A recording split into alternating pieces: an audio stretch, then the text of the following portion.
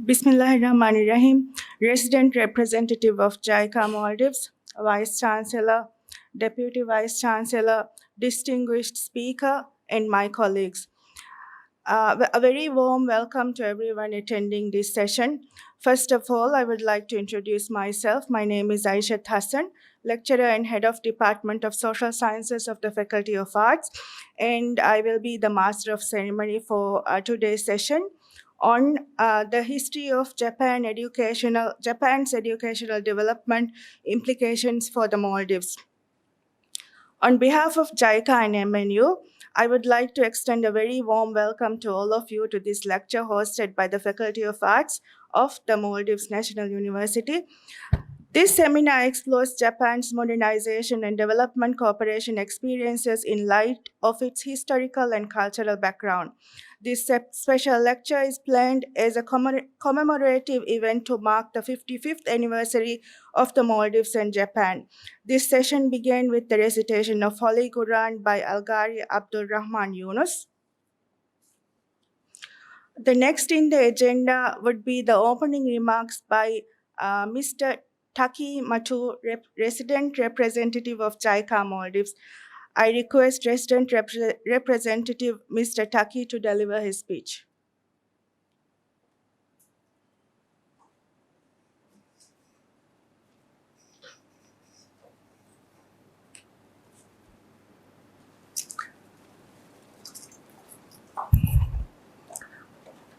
Dr. Mohammed Sharif, Vice Chancellor, Maldives National University, MNU, Dr. Adam Shehnazari, Deputy Vice Chancellor, MNU, honorable faculty members, distinguished guests, ladies and gentlemen. Good morning. It is my great pleasure to have a few words on this occasion for opening this special lecture of JICA Chair Program at MNU. First of all, I'd like to introduce what is JICA Chair Program. The JICA Chair Program started in 2019 for the purpose of promoting, expanding the opportunities to run Japanese studies in partner countries, which explores Japan's modernization and development experiences in light of its historical and cultural background. By sharing such Japan's unique experiences and development process and lessons learned through its modernization and development process, both in a good way and bad way, we are expecting the audiences of partner countries will be able to draw any implication that can be used for their sustainable socio-economic development. So far, JICA Chair Program have been conducted at universities in more than 40 countries. As for Maldives, we held the induction seminar of JICA Chair Program on February this year at MNU and attracted many audiences who were interested in long-term friendly relations between Maldives and Japan. Based on this foundation, we are pleased to hold this special lecture today as an official launch of this JICA Chair Program in collaboration with MNU. Secondly, let me introduce today's special lecturer. Dr. Kazuo Kuroda is a professor and dean of Graduate School of Asia-Pacific Studies, Waseda University. For your reference, the Waseda University was founded in late 19th century and one of the top universities in Japan. Waseda University is also famous for nurturing many policymakers in Japan, and so far, 9 Japanese prime ministers were graduated from Waseda University, including the current Prime Minister, Mr. Kishida. Today's special lecturer, Dr. Kuroda, is a renowned Japanese scholar in the discipline of comparative education and in the field of international development of education. Dr. Kuroda serves for UNESCO and several advisory committees of Japanese government ministries, as well as JICA Research Institute. He's also on editorial board member of several academic journals and publications in the field of education. Dr. earned bachelor degree from Waseda University, MA from the Stanford University, and PhD from Cornell University. Before closing my remarks, I'd like to extend my sincere appreciations to the people in MNU, in particular Dr. Shehnaz, Deputy Vice Chancellor, and the staff of the Central Administration of MNU who made this special event possible. I'd like to thank you for all who participated in this event today, here and as well as online. Thank you very much. Shukriya.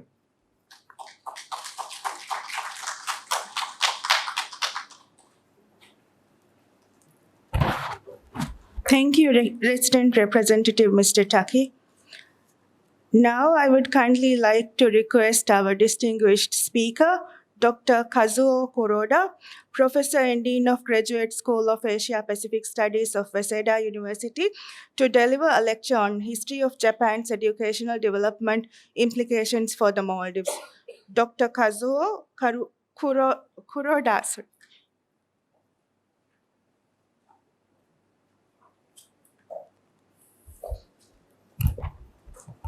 Good morning. Thank you very much for your kind introductions. And then thank you very much for being here today. I'm very much excited to be here to be back here actually at the Maldives National University because I came to Maldives in 2010 and 2011 twice as a group of the Japanese comparative educationists. Actually, we had a group, we have organized a research project on Maldives education system at that time. And then at that time I visited here, but that time this university was called Maldives College of Higher Education. And then when I came back in 2011, in 2011, this university, Maldives National University, was just created. Very, and maybe after 1 week or something, actually after the establishment, we visited Maldives, and that's why I'm very much excited to be back here and then observed this very fast, impressive development of this university since then. So I'm very much honored to have this opportunity to speak with you actually about the Japanese education systems today.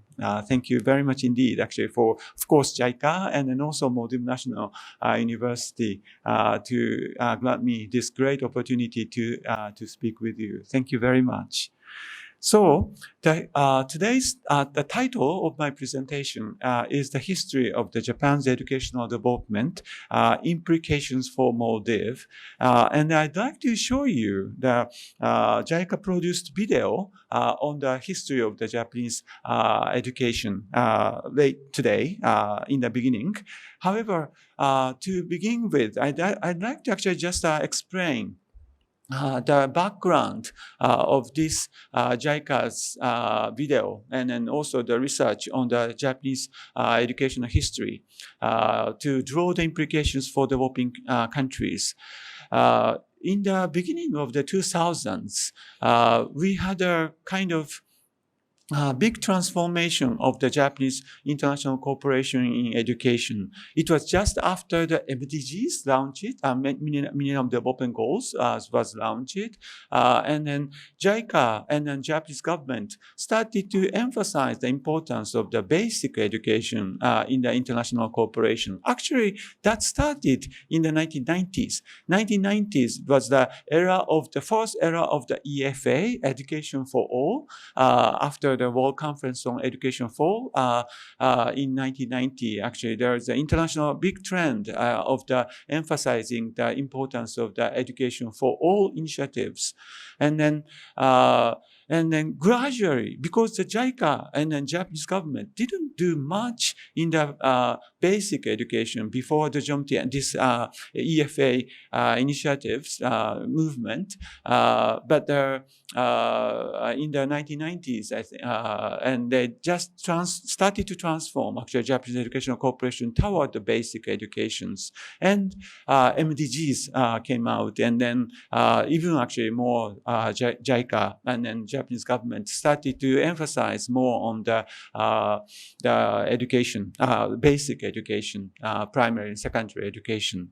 So the Ministry of Education of Japan organized this committee for international cooperation in education, and then in 2002, and then also the Ministry of Foreign Affairs took the initiative to launch this Basic Education for Growth initiative, which is the first Japanese international cooperation education strategy announced by the Prime Minister Koizumi Junichiro at the time at the Kananaskis G8 summit in the Kananaskis in Canada.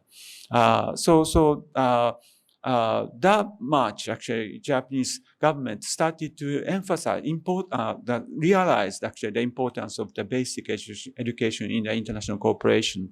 And then both of the strategy documents actually drafted by the Ministry of Education and then Japanese, the Ministry of Foreign Affairs, emphasize the utilization of the Japanese experience of the educational development in the Japanese international cooperation education.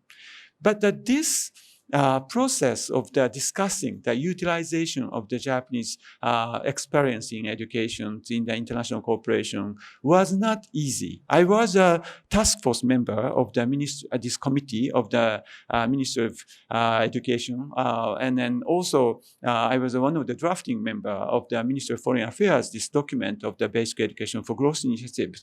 There's a big discussion among the stakeholders, JICA ministry, and then also scholars and then consultants, I think, about educational corporations to put this emphasis on the utilization of the Japanese educational cooperation experience for the international cooperation in education.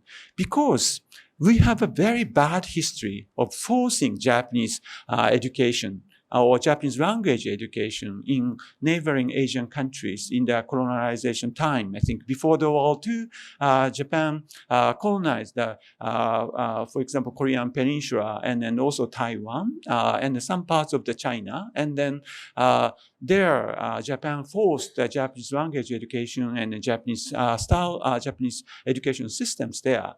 Also during the World War II, in the occupied territories in Southeast Asia, also Japan did this forced Japanese language education there. So that actually really had a bad experience of the Japanese education administrations, and then so we really had a kind of negative image of promoting the Japanese educations in other countries. And then also Japanese believed that at the time, actually in the Edo community of Japan, believed that education is such a core part of the national integration and then national dignity and national development. Foreign governments shouldn't intervene there too much. So that's why in the start of the Japanese education for Japanese education corporations in the 1990s, in the basic education in the 1990s, Japan did only, for example, school constructions or some relatively less cultural, like education in math and science educations as a target of the educational corporations. Try not to be intervened the national, the culture and so on. So that kind of considerations was kind of stopping how can I say that we have a negative image about the utilization of the Japanese experience of education in the international cooperation education. But at the same time, there's also strong how can I say, assertions about promotions of the Japanese own experience, because we have also very high national pride about education. I'm going to later show you how much actually we achieved in education, about education. And then we have a confidence about our national education systems. And then also the Japan's educational cooperation is just only a tiny part of the total international educational cooperation. To have the original contribution from Japanese education to the world, we should utilize our own experience of education in the international cooperation education. That also the kind of considerations and assertions arose in the aid community also. So that really had a battle in the to launch actually this policy initiatives to utilization of as a background. So I observed that as a member of this, discussions. So after these two ministries launched these policies of the utilization of Japanese experience in international cooperation, JICA as the implementation agencies of the Japanese ODA, formulated the study committee on the Japan's policies and approaches in the field of education. That was I'm also actually I was a member of this committee. And then that produced, after 2 years of the examinations of the history of the Japanese educations, we produced this history of the Japanese educational development, what implications can be drawn for developing countries today. And then based on this report, the video that we are going to show you was produced. So that's why in the beginning of this report, we have this phrase as an important condition that the intention in compiling this report was to provide a source of reference. It is not the report's intention to suggest that Japan's educational experience can be transplanted as it stands to developing countries.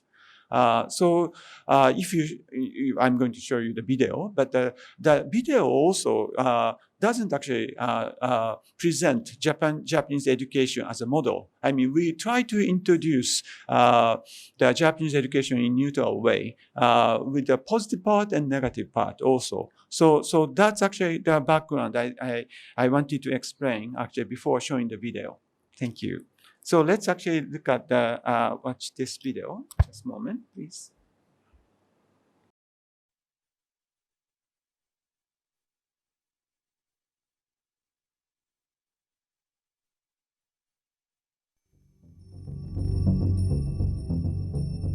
It was in the latter part of the 19th century that Japan, taking several Western countries as models, introduced a modern education system, and within a very short space of time developed a distinctive school system.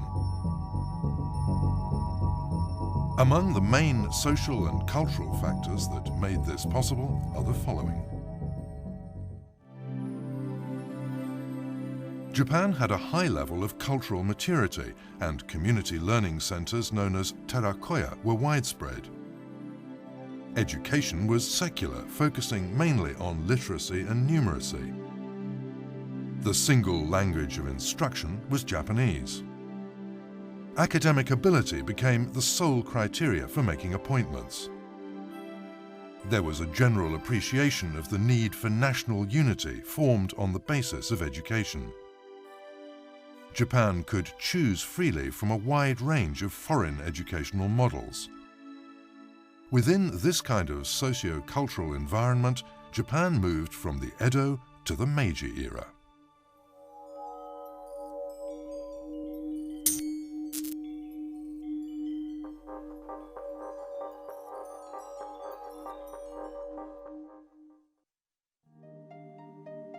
Adopting three slogans, civilization and enlightenment, enrich the country and strengthen the military, and industrialization, the Meiji government promoted its modernization policies.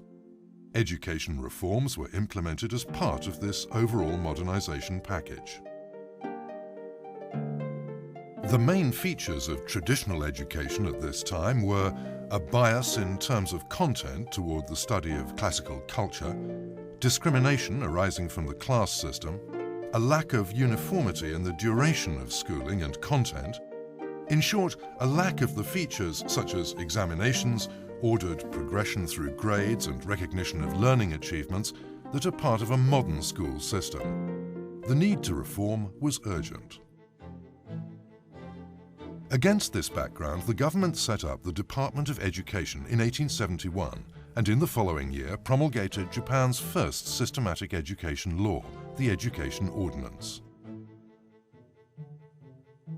The US served as the model for the school system, while France was the model for the centralized administration system and the school districts system. Educational reform priorities were the strengthening of higher education and the diffusion of primary education. In higher education, with the aim of absorbing Western knowledge and technology, the government invited foreign instructors to Japan at great expense and made students study under them. The government also sent large numbers of Japanese to study overseas. After they returned home, many of them replaced the foreign instructors at universities. In primary education at this time, many schools were housed in the former terakoya and in private homes, while the teachers were drawn from the ranks of terakoya instructors, former samurai, or priests. Since a large part of the national budget was used to pay for foreign instructors or for sending students overseas, the entire cost of elementary schools rested on local governments and parents. To modernize the content and methods of primary education, the government established normal schools as teacher training institutions. The instructors were specialists from the US, and they used American teaching materials and methods. The normal schools were also responsible for drawing up new curricula, textbooks, and preparing handbooks for teachers and students. But despite their efforts, elementary school enrollment did not increase. Firstly, primary education was modelled on that of America, and the textbooks were also translated or copied from Western models. The result was that both teachers and parents were uncomfortable with this kind of educational content. Moreover, the 8-year-long period of schooling did not suit prevailing Japanese social customs. Children were an important element in the labour force, and the loss of their labour through schooling affected their families. Besides, the need to find funds for school education was a real burden on families and local governments. For these reasons, even after the school system had been in place for 10 years, the enrollment rate was only 47%. There were uprisings against the government, and in some cases, schools were burned down by discontented people. Many children who failed a grade had to repeat the year and often dropped out of school completely. To alleviate these problems, in 1879 the government abolished the Education Ordinance and enacted the Education Order, introducing American-type democratic education into Japan.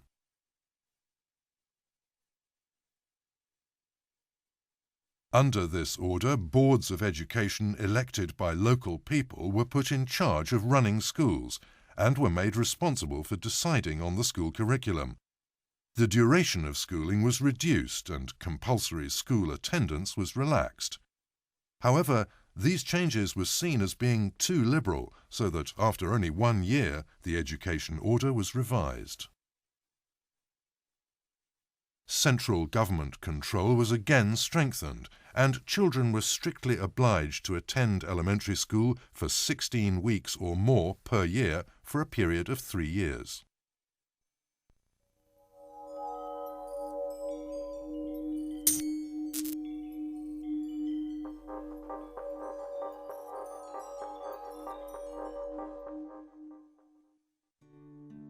In 1885, a cabinet system was introduced, and Arinori Mori was appointed as the first Minister of Education. Under his leadership, the basic structures of Japan's education were determined and strengthened. In 1886, in place of the education order, Mori promulgated 4 separate orders, namely the elementary school order, the middle school order, the normal school order, and the imperial university order, with separate objectives for each of the 4 types of institution. In elementary school, children were to be brought up to be loyal subjects of the emperor, and 4 years' schooling was made obligatory for all citizens. The Imperial University was designated as the institution responsible for educating the elite, and the middle school had the function of providing the education needed prior to entering university. In view of the national importance of normal schools and elementary school teachers, students at normal schools enjoyed special privileges, including exemption from military service, free tuition and meals, as well as various kinds of allowances. In return, they were obliged to work as teachers for a specified period immediately after graduation.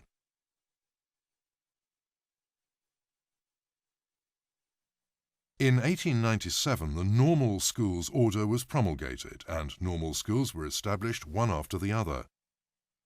A licensing system for teachers was also gradually put in place, and the number of unqualified teachers was reduced.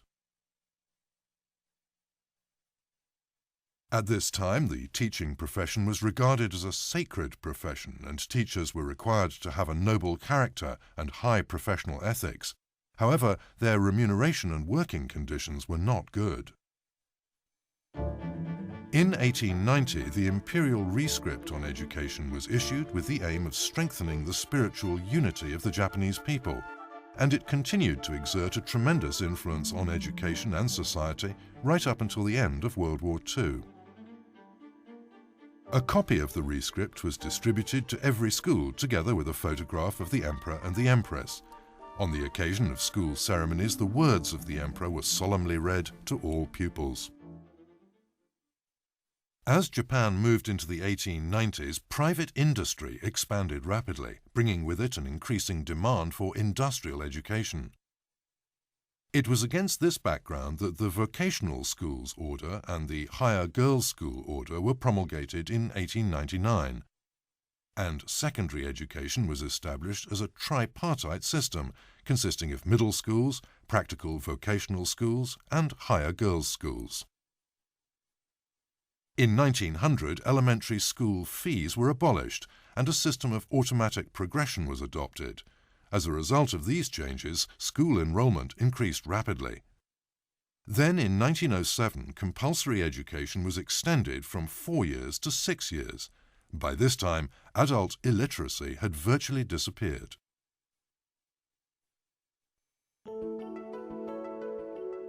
From 1900 on, both secondary and higher education expanded.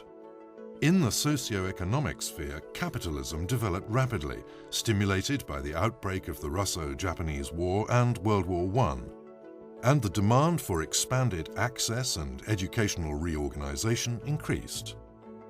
In this situation, the government set up in 1917 the Emergency Education Council and began taking a fresh look at the education system as a whole. The Council issued recommendations, and in line with these, the Universities Order of 1918 permitted the establishment of single faculty universities and private universities, besides the imperial universities. As a result of these developments, a modern education system was virtually in place by around 1920. Globally, the beginning of the 20th century saw the emergence of a new education movement. The new ideas didn't become mainstream, but in some elementary schools, child-centered education and activity-oriented education were introduced. Practices of this kind were praised as the progressive education movement of the Taisho era. However, there were some challenges. As a result of rising enrollment and the abolition of tuition fees, the financial burden on municipal governments increased. But this burden was reduced in 1940 when the national and prefectural governments assumed responsibility for compulsory education costs. On the political front, in the 1930s, Japanese education came under military influence and nationalist tendencies rapidly became stronger. Military training was carried out in middle schools and high schools. In addition, nationally approved textbooks with militarist content were produced, and control over ideas and academic content was strengthened. In 1941, elementary schools were renamed People's Schools, and nationalist education was strengthened even further. In the final stages of the war, students lost their immunity from active service and were drafted to produce additional foodstuffs or military supplies. Teachers were also drafted into military service. Children from urban areas were evacuated into farming districts, and by the end of the war in 1945, the school system had been completely destroyed.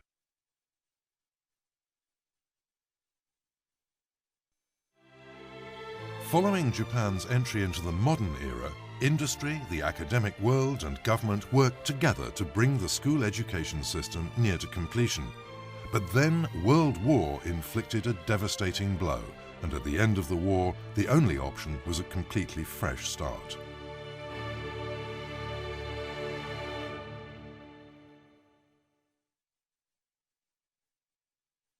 With a policy of democratization as the main pillar, Japan embarked on its fresh start with a wide range of measures.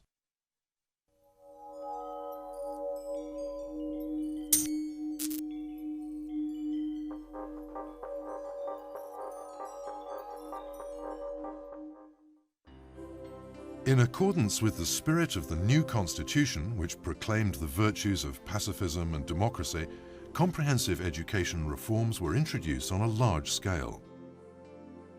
Following a request from the General Headquarters of the Allied Forces, which controlled Japan after the end of the war, the US Education Mission to Japan arrived in 1946 and produced a report advocating democratization and equal opportunity as the pillars of reform. The post-war education reform was carried out on the basis of this mission's recommendations. The Fundamental Law of Education was enacted in 1947, setting out the basic principles of post-war education in Japan. This was followed by a succession of education laws and regulations that determined the structure and management of the new education system.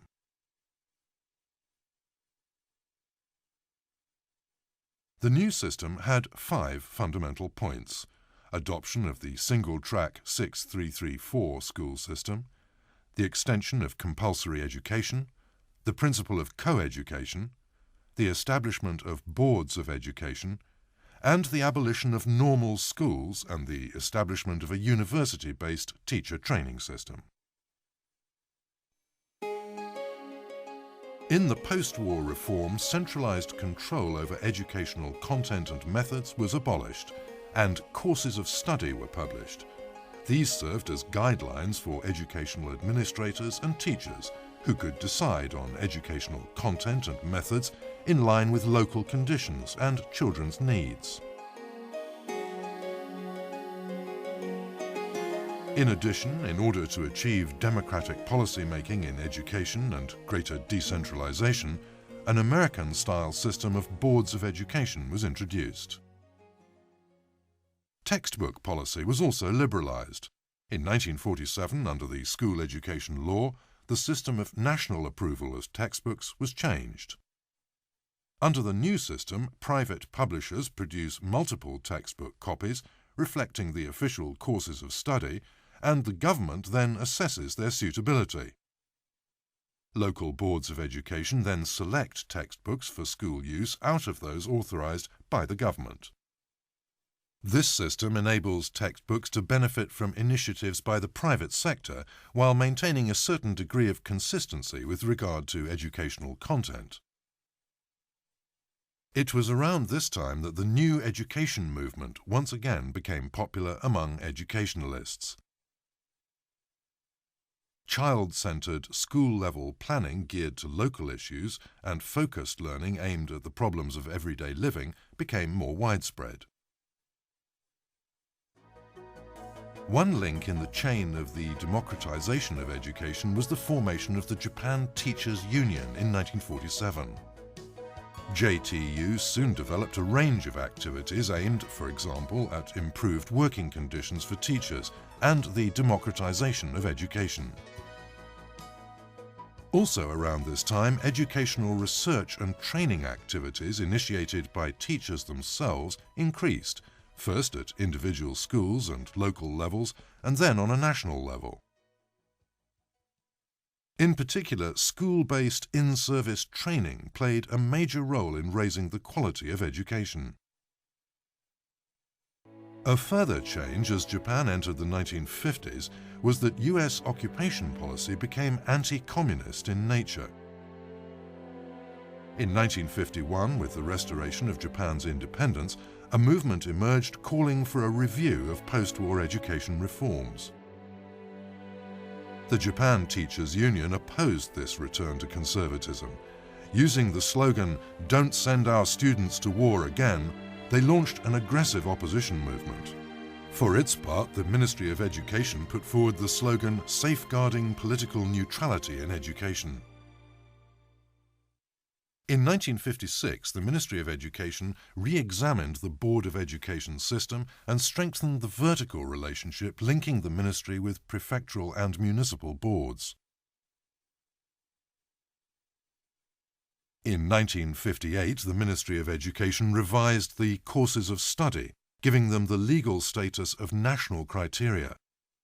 As a result of the revision, study units focused on daily life were abolished, and class teaching was made more systematic.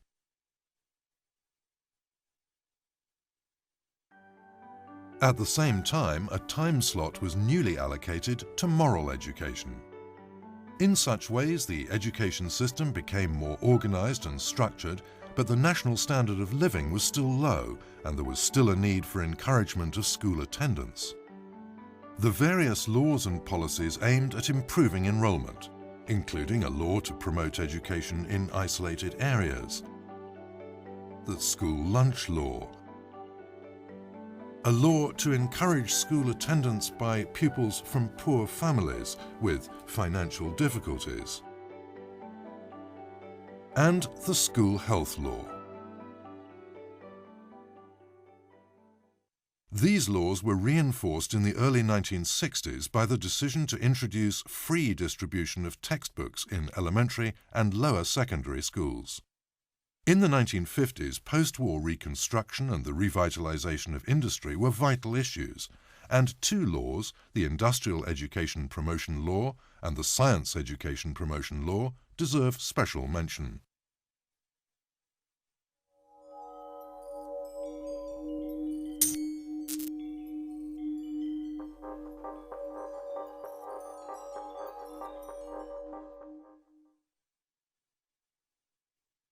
Overall, the 1950s were a period of rapid expansion of school education, and the compulsory education enrollment rate went up to 99%. From the 1960s, there was a large increase in the numbers going on to the newly established upper secondary schools and to universities. The Japanese economy also showed steady improvement and surged forward to the period of high economic growth in the 1960s. From the government and the private sector came demands for the training of technicians, for increased promotion of scientific and vocational education, and for an expansion of science and technology-oriented universities. A number of these demands were met by policies aimed at achieving the expansion of vocational and technical education at upper secondary school level, the creation of colleges of technology, and an increase in science and technology-oriented universities and faculties. But despite these reforms, what the people wanted was an expansion of general secondary and higher education, and the government responded to these demands with subsidies for the establishment of junior colleges and private universities, and the strengthening of higher education institutions. Through such developments, structures for the provision of basic knowledge and skills were put firmly in place, and emphasis was placed on the creation of a large workforce who were disciplined, diligent, persevering, and able to work as a team. Judging also from the results of international comparisons, the results of Japanese education could be considered a source of pride. On the other hand, Japanese education was facing many problems. These included excessive uniformity, over-concentration on examinations, increased numbers of school dropouts, and a worsening of juvenile delinquency. Higher education also had problems, with universities becoming known as leisure lands.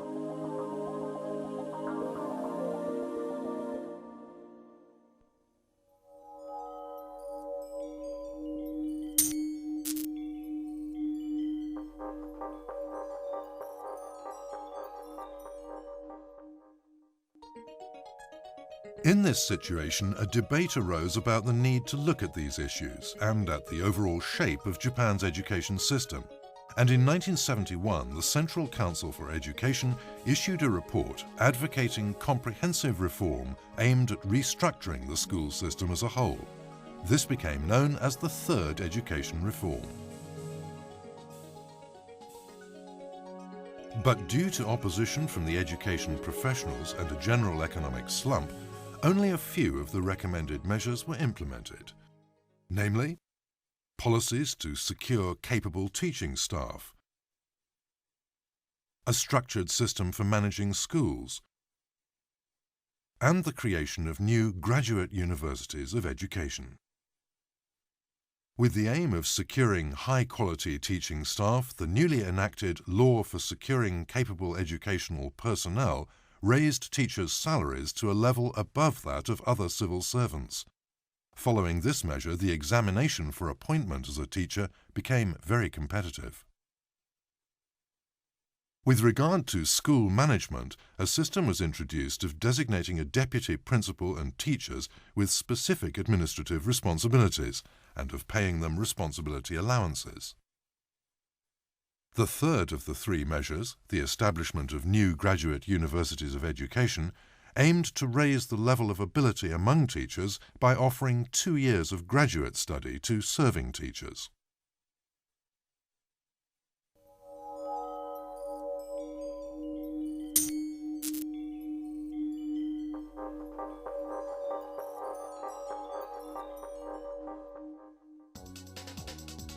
The 1980s witnessed significant changes in Japan's socio-economic structure, including globalization, the information society, and the rapidly aging population combined with a decreasing birth rate.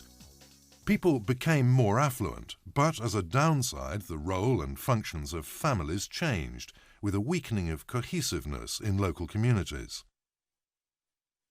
In the field of education, an increase in large schools and intensified examination hell, even at lower grades, became a major challenge. In the face of these problems, the Nakasone cabinet highlighted educational reform as a major political issue and established the National Council on Education Reform. The two key concepts for the Council were liberalization and individuality, and the final report set out 3 fundamental principles: respect for individuality, transition to lifelong learning, and responses to internationalization and the information society.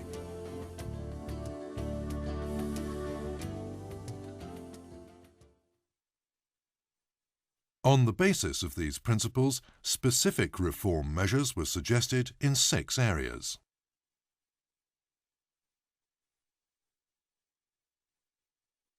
A number of these suggestions were implemented at once, while some of the ideas continued to be debated into the 1990s.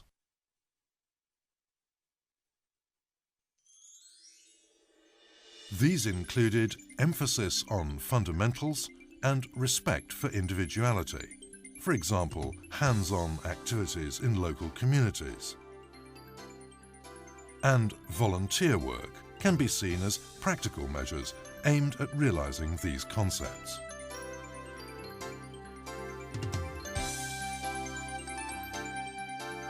Images of vitality and the joy of living and learning.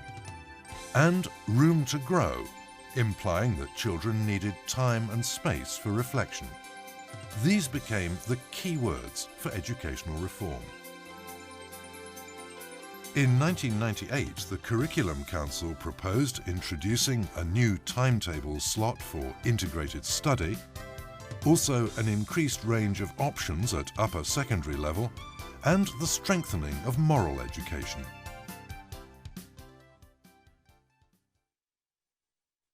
On the basis of these suggestions, the Ministry of Education issued new courses of study characterized by reduction of class study hours and stricter selection of content, strengthening of instruction geared to individual aptitudes, emphasis on hands-on type problem-solving learning activities, creation of a period for integrated study, and expansion of the range of optional courses. However, even before the new courses of study were implemented, the Ministry was faced with criticism that its relaxed education policies were causing a drop in academic achievement. In response, the Ministry issued a statement emphasizing that the courses of study represented minimum standards only. And from 2002, they began to be implemented in their entirety. Continuing movements to reform the new courses of study are already underway.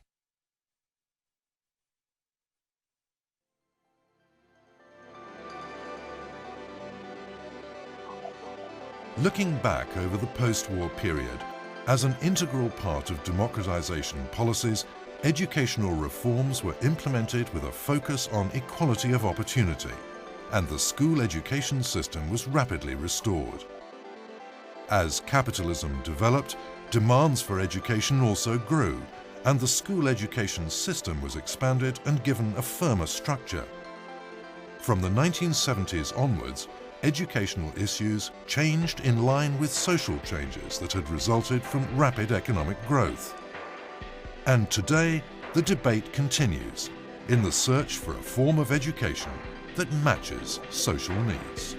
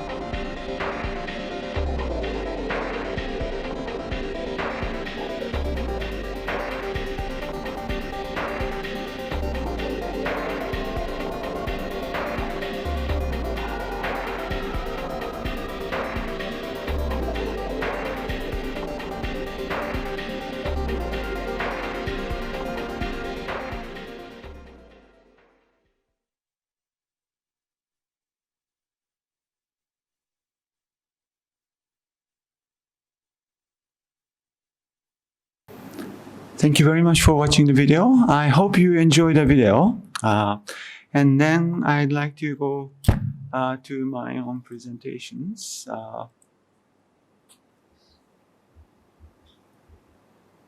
Okay, so my title of the presentation is actually subtitled as Implications for Maldives. So I looked at this Maldives education sector plan. Also, actually, I have, as I said already, studied about the Maldives education systems in more than 10 years ago. So I wanted to update my knowledge about the Maldives education systems, and then also what's the target of the Maldives education policies now. And then I found actually this document of the Maldives education sector plan to 2019 and 2023. I understand, of course, this was drafted before the COVID, and then COVID really had a significant impact on your economy and also education. So it's going to be probably adjusted. However, still, I think the structural part, fundamental part of the education policy has not been changed, I'm sure. And then they emphasize as a core principles of the education sector development plan of the Maldives.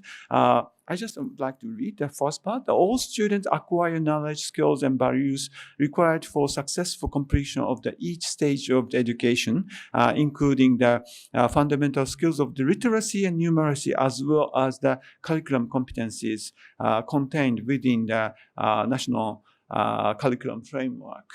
And so there is first, of course, the emphasis on the cognitive development of the students, Maldivian students. That's actually the emphasis. And then later, there is another part that I'm going to explain a bit later. So then I think from this cognitive skills development, how the Japan is performing, that's actually I want to show you first. Have you ever had the PISA test? That's actually the OECD conducted international achievement tests. In the video, they showed you actually that Japan participated in this kind of international achievement test in the 1960s even. But at that time, these international tests actually only participated 10 to 20 countries. But in 2000, the OECD, the Organization for Economic Development Cooperation, which is a kind of developed countries club, started to implement this international tests, international achievement tests for the students at the age of 15 years old.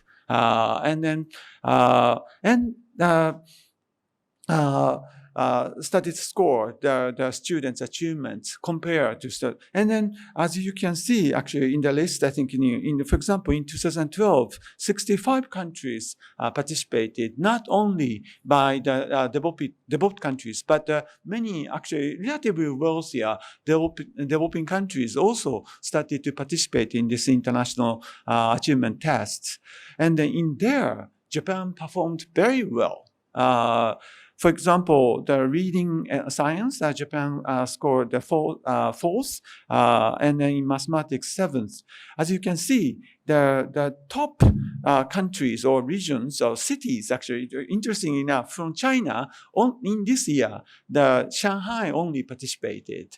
So it's a very developed part of the China, and then so that's probably why. But anyway, most of the highest achievers in the world in the PISA were the East Asian countries, and then.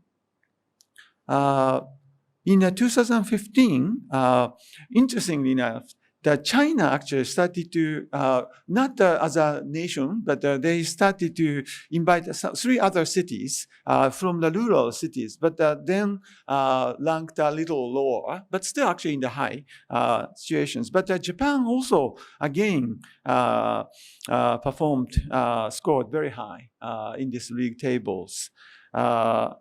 For example, Vietnam also scored, and at that time I remember that in 2012 also Vietnam scored very high actually in science, and then in Australia there's a big discussions about how much they spent actually for education, because they estimated that in Australia they spent 100 times more unit cost for education compared to Vietnam, but still scored lower than Vietnam. So it became a big problem, I think, for the Minister of Education in the country. That's what I heard. But anyway, in that way, this PISA test actually really had an impact on the educational policies of the participating countries. In 2018, China changed the cities, and then again actually started to be the highest. But anyway, as the OECD member country or middle scale or big scale actually, the country, Japan really actually performed the highest among the participating countries, especially in science and math. So this is actually only the recent evidence of how Japanese students scores or performs well. But in history, actually, there are many that kind of international achievement tests show that the Japanese students performed well. That's why there are many American or European comparative educationists studied the Japanese education to draw the implications for them, for their educational policies. There are several representative ones I introduce here, but there are really many American, European, Western comparative education studied about the Japanese education to draw the implications. So, from the history, and then I would like to introduce some of the findings, not really actually introduced in the video, but for example, expansion in the late 1990s, late 19th centuries, for the qualitative upgrading, Japan expanded and structured a comprehensive teacher training process, I think, to upgrade the quality of education, and then also teacher licensing systems, and has also started to promote the research and development by designated schools. So that actually became a kind of one of the core findings of the educational comparative educationists. Japan really put so much on the efforts and finance, I think, on the research on education, and that became one of the factors of the performance of the students, high performance students. That's actually found by the many comparative educationists. Also, as you saw in the video, in the beginning of the established the modern education systems, Japan tried to learn from other countries. Japan was a very fortunate country because it was never colonized. So there is options, I think, in the freedom actually for Japan to learn the models. I think, in the video, they introduced that Japan tried to kind of imitate the American primary educations in the textbook. Sometimes actually they show the baseball, very strange actually. But anyway, in that way, at that time, Japan believed that America has the best primary education systems. In higher education, for example, can you guess actually what country presented in the late 19th century the model for Japan? Germany. I think maybe now probably America is the probably most productive higher education system they have. But at that time, even America also tried to imitate German higher education systems. And then also central administrations of education systems we learn from France. So in that way, Japan tried to learn from the best practice from all over the world at the time, and then really did extensive research on the foreign education systems. Also inviting the foreign experts. That time, actually, there's no JICA or USAID or DFID or the aid agencies. So we had to pay. The Japanese government paid the higher salaries for these foreign experts than that of the prime minister. That much Japan is really trying to learn from other countries' practices and policies and knowledges. And then also in the early 20th century, Japan started to actually expand, I think, their education system in the secondary and higher educations. And then that time, also Japan really stressed for upgrading the quality, the self-initiated research activities by teachers, and then also cooperation between the university researchers and teachers. That really generated a lot of knowledge about the education methods to upgrade the quality of education for students to achieve better. Introduction of the research, research on the teaching materials, and then also focus on teachers also started to be generated that time.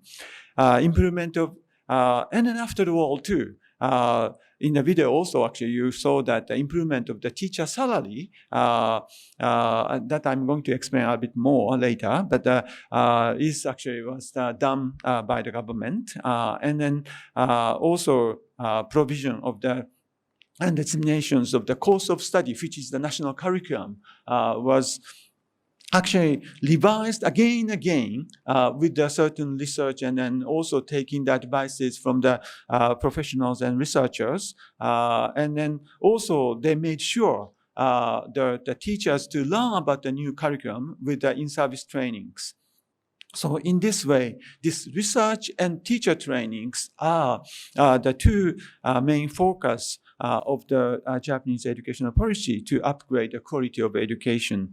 And then also, again, the private sector publications and research journals and research and development in designated schools, which was started in the Meiji period in the 19th century, but even actually promoted after the World War II, and also lesson planning. That's actually I'm also going to explain a little later. And then also started to participate in the international achievement surveys.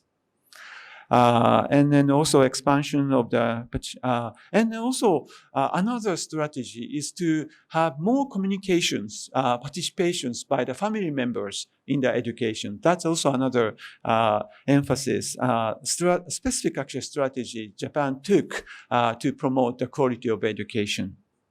Okay. So up to here, I think regarding the history of education of Japan, we try to find some implications. And then with this, I showed this league table of the PISA.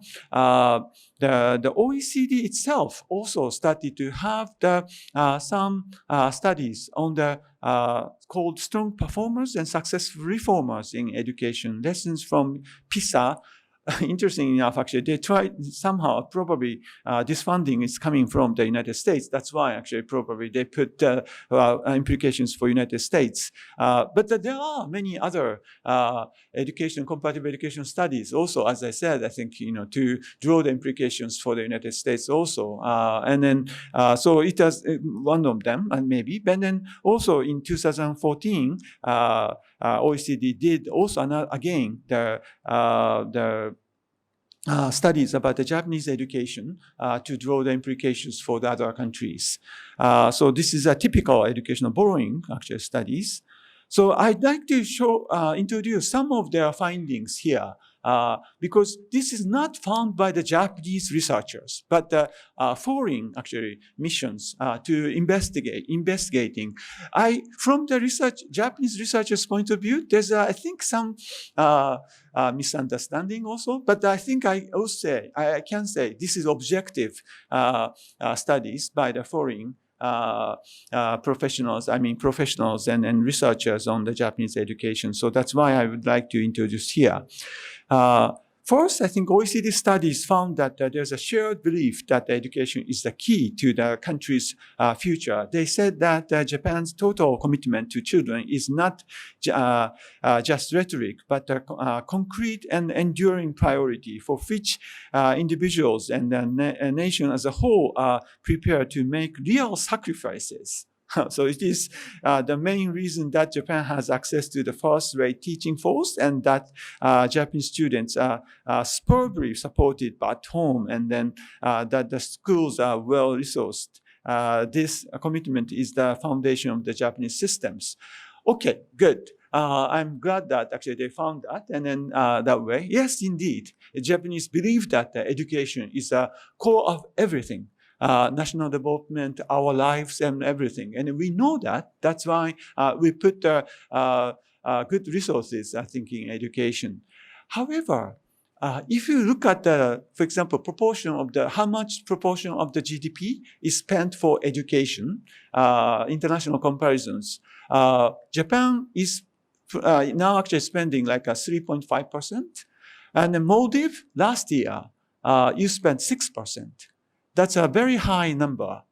Actually, in the international standard, actually suggested by UNESCO is the 4.5%. And then Maldives government has spent actually the for more than four good actually number the resources proportions of the GDP for education. But last year, the corona situation hit your economy. Your GDP was so became very much damaged. That's why the proportion of the educational budget actually, compared to the GDP became larger. So that's why it's 6%. But anyway, even actually the normal time of your Maldives, actually you spend actually 4.5% of the GDP per capita GDP for education, but the Japan only 3.1%. So it's kind of contradicting actually with these findings, isn't it?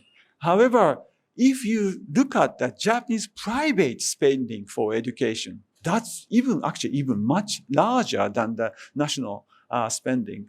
So somehow, actually, Japanese, yes, indeed, national government is spending some, but the Japanese private spending, it's a really big burden for the Japanese family, I think. But that's actually how this commitment is shown, I think, in the country.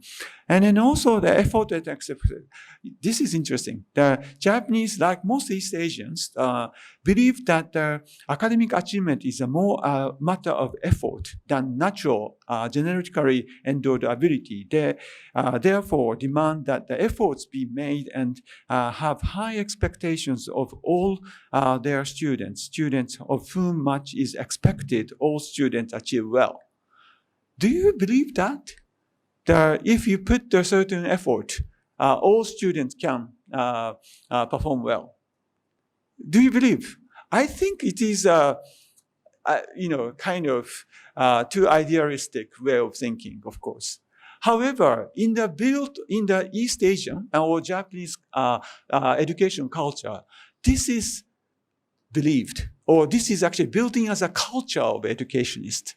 If you put certain efforts, everybody can perform okay, well. This is a big torture or cruel for the students with low IQ, maybe. However, with this belief and expectations by the teachers, somehow students start to perform better. There's a psychological of education actually term, the Pygmalion effect. Have you ever heard? Yeah, that's right. Teachers' expectations is resulted by the other students' performance. That's actually really proved by I think in the past, in the United States, there's a very unethical test was conducted. You group the two students group with equal IQs to the two groups of students and taught by the same teachers and same curriculum, same textbooks. But you provide one false information to the teachers. One class is the very highly talented with the IQ, which is not true, but the high IQ students. And then the other is the normal. And then taught by the same teachers, but same curriculum. And then 100% then found that this falsely high IQ students group always performs better because of the teacher's expectations. So of course we can't conduct such kind of the psychological test now anymore. This is unethical. But in the past there was possible, and then there's many proofs that teachers' expectations really means a lot actually for the student performance. So that's actually built in the Japanese and East Asian probably the cultures. If you put effort, everyone can achieve well. So that's I think one of the OECD findings actually about the Japanese students performs well. And another kind, the very related but equity-focused learning environment. In general, actually, OECD studies actually found that the higher performing countries tend to distribute schools' educational resources more equitably between the socio-economically advantaged and disadvantaged schools. And in Japan, there are more teachers per student in disadvantaged schools than in advantaged schools. And then in Japan, there are no statistically significant difference between advanced and disadvantaged schools in the amount of educational resources allocated. So it's a very different actually from the, for example, Anglo-Saxon countries like UK or the United States, because they believe that the community has to be bear the cost actually for education. So property tax of the different school district is the base of the education budget. But in Japan, actually, half of the budget of the education for compulsory education is spent by the, come from the national government. So local governments also always, to maximize the resources from the national government, they prepare the same amount. Very strange, interestingly, that in Japan, all over the Japan, we have almost equal unit cost for education implemented. I think, subsidized actually for the student. It's very different actually from China also, because in China, Shanghai and the very rural districts, there is very big difference actually of the unit cost. But in Japan, that's true. So that's why in the national tests, scores, there's not much gap actually between the richer area and the richer district, the prefecture and the poorer structure. In fact, actually, for example, the most well-performed prefecture in Japan is the Akita prefecture, which is a northern province, very rural part. And then second is the Fukui prefecture. And then Tokyo is not too low, but Tokyo is, of course, most wealthiest place, but still performs not that much. So in this way, actually, Japan really focus on the equity of the providing the resources for education. And then teacher quality, the salary and competitiveness. The salary, yes, indeed, 1970s, as you saw in the video, the Prime Minister Tanaka, who was a very corrupted Prime Minister, and then notorious Prime Minister actually in the history of the Japan, but he did only one very, very good thing. Two things actually. He did the peace treaty actually with China, but and then also he did this increase the salaries of the teachers, and that actually kept the Japanese competitive of the teachers. Teachers in Japan is still actually well actually funded, well resourced actually the teacher situations, and then they are very competitive, good competition to become a teachers in Japan. Teachers are highly respected in Japan, and then highly paid. So that's one, and then also there are and teachers are regarded as sacred professions, and then also professionals. To be professional, you have to have many licensing and then also trainings. There are so many trainings. If you want to become a teacher, to maintain to be a teacher in Japan, you have to have so many trainings. And then that's training, in your life. And then that trainings is not only provided by the central government, but by the prefecture government, the municipality governments, and also by the schools, and then also collaboratively together with the other teachers. There's one unique way of this Japanese education, teacher training, which is called a lesson study, that teachers practice teaching together.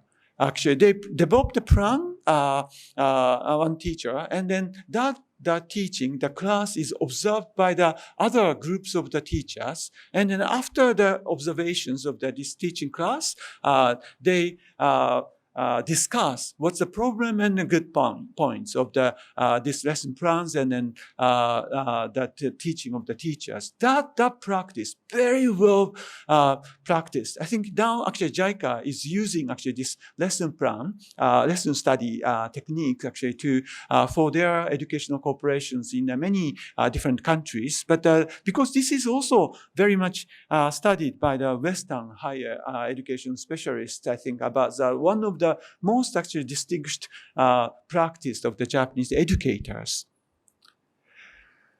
And also school-home communications is so much. Teachers in Japan communicate with their families so much. They visit the schools, the families regularly to communicate with their parents. And then also there's a organized PTA, the Parents, the Teachers Association, which is actually given or forced actually by the American occupancy government, but this is active. So the PTA is, and then also if you look at the Japanese school calendar, actually there are many events that the parents has to participate. So in this way, the teachers are pressured actually by the parents, and then also there's of course the good communication between the parents and teachers. And another OECD findings is the long schooling hours and then additional schooling. Have you ever heard about JICA? JICA is the Japanese kind of shadow education after the schools actually students attend. That's why actually there are Japanese private spending for education. That's so much. So that's actually long schooling hours and education. In the school hours, this is a typical timetables, and from the 8:30 to 6:20, 16:20, there are lots of classes, and then also and then also another careful targeted financial resources. As I said, I think for the government spending for education was not that much actually compared to in the international comparisons. But they said, OECD found that Japanese government education spending is efficiently utilized. I think it's really targeted. They don't use much actually for the buildings, but they use actually for so much actually for the teaching materials and then also teacher trainings. So that's they regard that efficient use of the educations. Okay, so. And then also Japanese learning environment is conducive and then orderly. That's compared to the other Asian, the OECD countries. And then pre-primary education is very prevailed. More than 2 years of pre-primary education. So I think in Japan is 97% actually have had this more than 2 years pre-primary education compared to the 74% of the OECD average. And then and also consistent international benchmarking is also another findings of the OECD as a factor of the high student performance, because we learned, I think, from the international experiences for participating in this international benchmarking like PISA, but also in the other ones.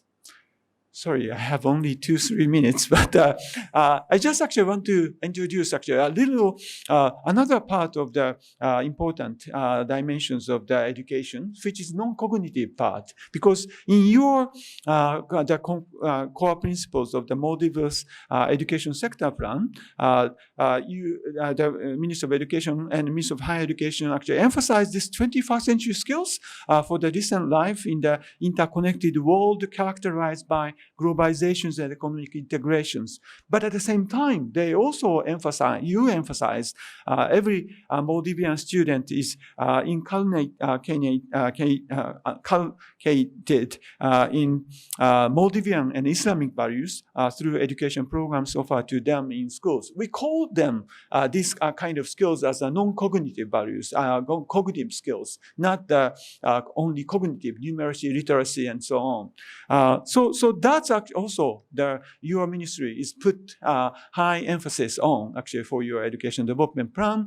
That's actually reflecting the international context. Actually, there are several international trends like this UNESCO's report, Learning the Treasure Within, or after 2000, there's a ESD, Education for Development, Sustainable Development Initiatives, and then also 21st century skills. 21st century skills, I think your policy paper also has this word word, but they all emphasize the non-cognitive skills, like communication skills or problem-solving skills, and then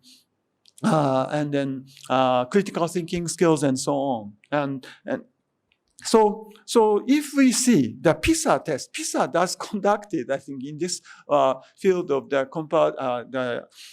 the non-cognitive education skills part. And then if you look at the 2012 actually problem-solving skills test, Japan somehow actually highly ranked. And then also in 2015, actually they scored these collaborative problem-solving skills. And then again, Japan somehow actually achieved well.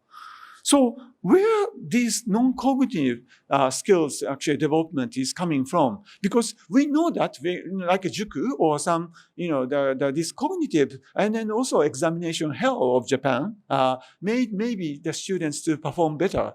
But how about these non-cognitive skills was nurtured by the Japanese schools?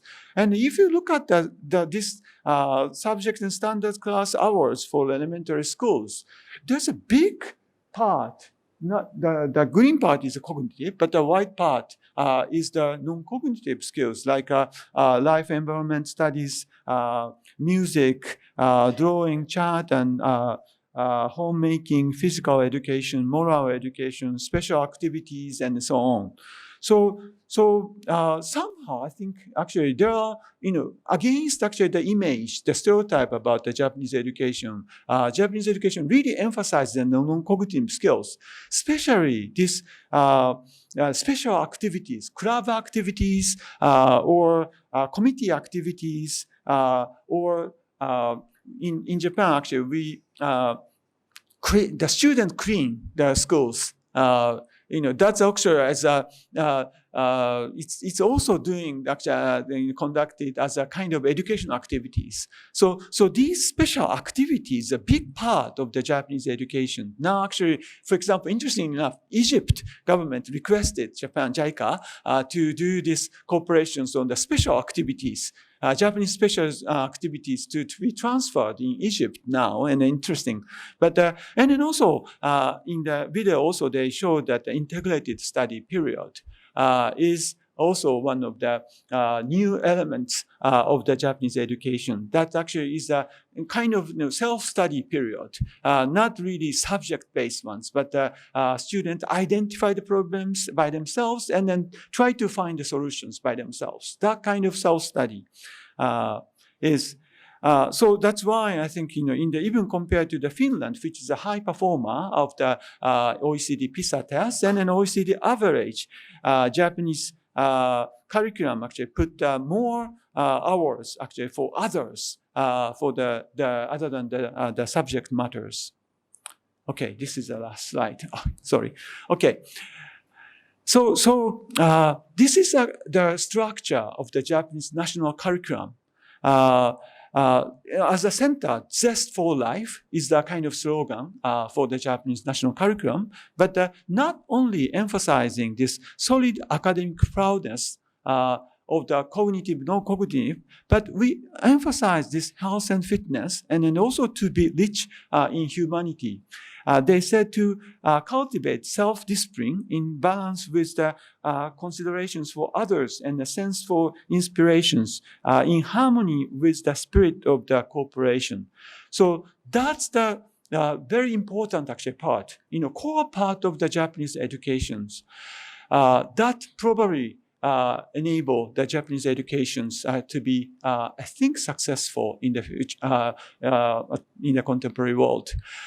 So I hope actually you can draw some implications actually for the Maldives educations from this Japanese experience of education. Thank you very much. Are you okay?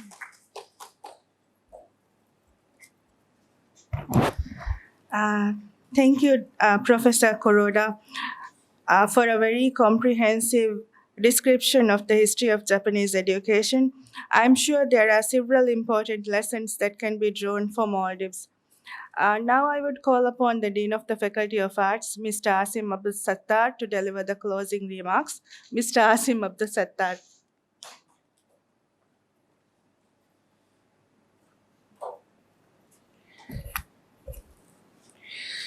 Bismillahirrahmanirrahim.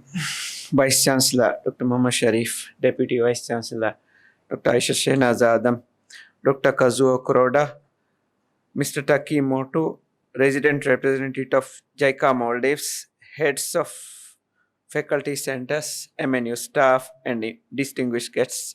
Assalamu alaikum and a very good morning. First and foremost, I would like to express my sincere appreciation to the Ambassador of Japan to the Maldives, the resident representative, and the guest speaker for their valuable contribution to the JICA Chair Program at MNU. And I convey my sincere gratitude to all who have attended this session and to those who have helped to make it such a successful event. Although I am assigned to give the closing remarks, I want to highlight that the interactions between the Maldives and Japan can be traced back for centuries. Evidence from history reveals that Katsubushi dried bonito, as we call hikikanmas, originated in the Maldives in the late 14th century and was first introduced to Japan from the Maldives in the early 15th century. At present, this plays an important role in diet of both our countries, especially so as an essential ingredient in Japanese cooking. I note that since the establishment of diplomatic relations between the Japan and the Maldives on the 14th of November 1967, Japan has been a significant partner in the socio-economic development of the Maldives. Since then, the two countries have been working closely in the international arena on the important international issues such as peace and security, climate change, human security, and in the promotion and protection of human rights throughout the world. And I note that the Maldives was one of the very first countries to publicly announce its unreserved and unconditional support for Japan's bid to become a permanent member of the United Nations Security Council. As I recall, over the past decades, Japan has extended support to the Maldives in developing the fisheries sector, modernizing the information communication technology infrastructure, enhancing disaster resilience, mitigation against the climate change, empowering the youth, and promoting. It is not wrong to say that it has been such initiative that contributed to the economic development of Maldives and led to the graduation of our country from least developed status in 2011. Let me recall, with onset of our tourism in late 70s and 80s until 90s, Japan has been a main tourist source market for the Maldives, with around 40,000 Japanese tourists visiting at that time. Trade between the two countries has also remained strong throughout the years.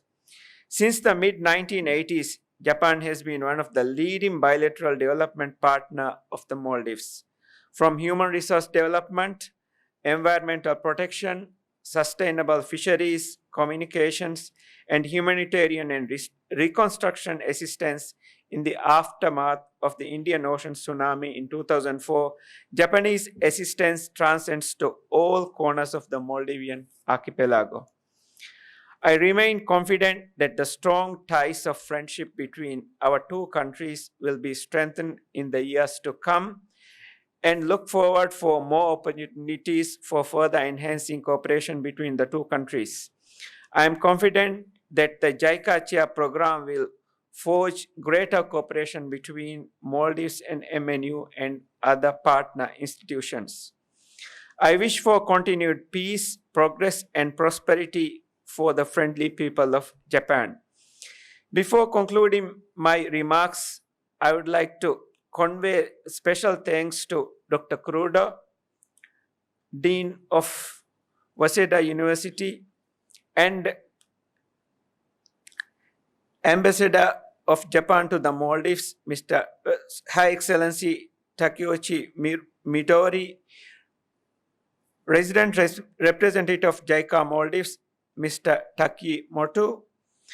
Highlights of special lecture revealed the Japanese experience in the Maldives development of education and its implications can be drawn for all of us. Finally, I extend my deep gratitude to MNU management and staff, especially the marketing team, for their valuable contributions for organizing this event. Thank you all. Have a good day.